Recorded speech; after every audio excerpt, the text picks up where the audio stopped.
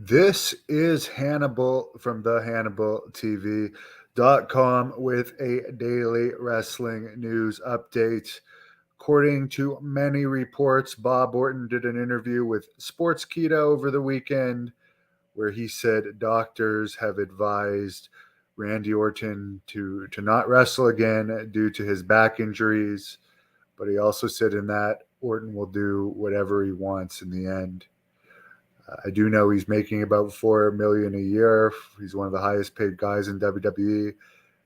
I've seen that reported. I don't know what his contract says about injuries, if he still gets the money, if he gets a horrible injury like this. But it's safe to say he's very well off. And Orton said in this same interview he never asked to wrestle again.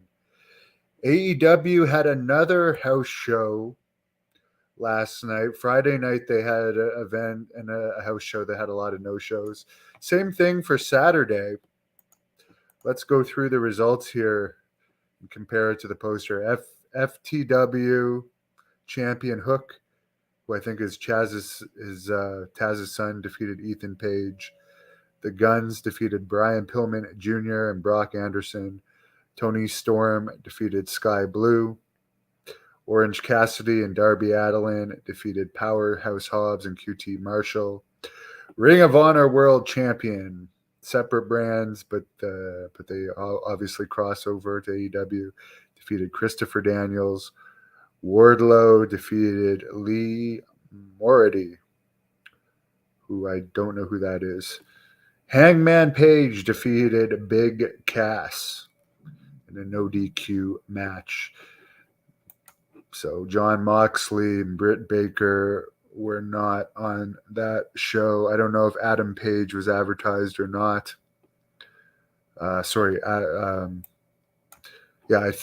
I forget if it was Adam Page or Adam something was not on the Friday show despite being advertised, but Adam Page did wrestle on the Saturday show against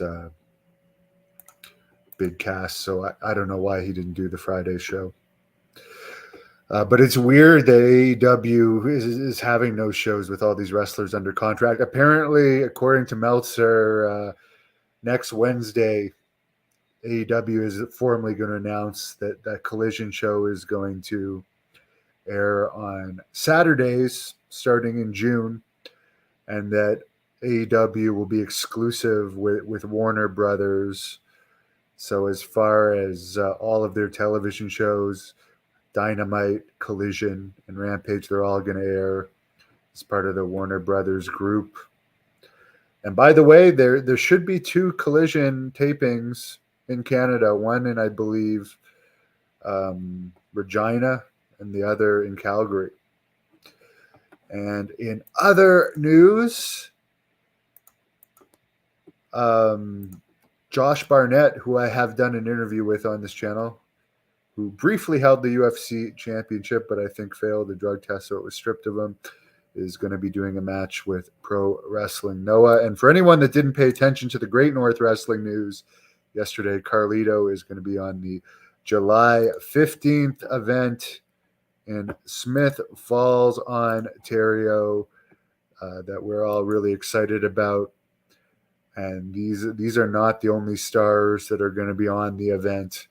There's more to come, and there's something really big about this event that we're not allowed to talk about yet. But this quite possibly could make this event the most seen non-WWE or AEW event in Canada of 2023, as far as some things that I can't talk about just yet. Someone says that's terrible about Randy Orton. Oilers for the cup. I haven't really been following hockey at all. Terrible news for Louis. No gimmicks guy, Jack Kilby, which, by the way, 3 matches from last week's Great North Wrestling event were posted on the Hannibal TV today, including Magnum McLaren against Wes Briscoe, where Jack Kilby ended up playing a role in that match. Jeremy Prophet defending the Canadian Championship against GGP, which, by the way, Jeremy Prophet did have the first ever AEW match in Canada in Toronto. He was on an episode of AEW Dark. He was in the very first ever AEW match in Toronto. And then the natural Nick Sullivan against the Blood Hunter was also posted from last week's Great North Wrestling event. Someone says live event shows mean nothing. Well, for the people that paid their hard-earned money to see Jon Moxley and Jon Moxley not being on the show, tell that to them. By the way, Piper wants to say hello. It got very cold here in Canada today, so she's got her sweater on. She's a ghost. She's a mutant, just like Batista.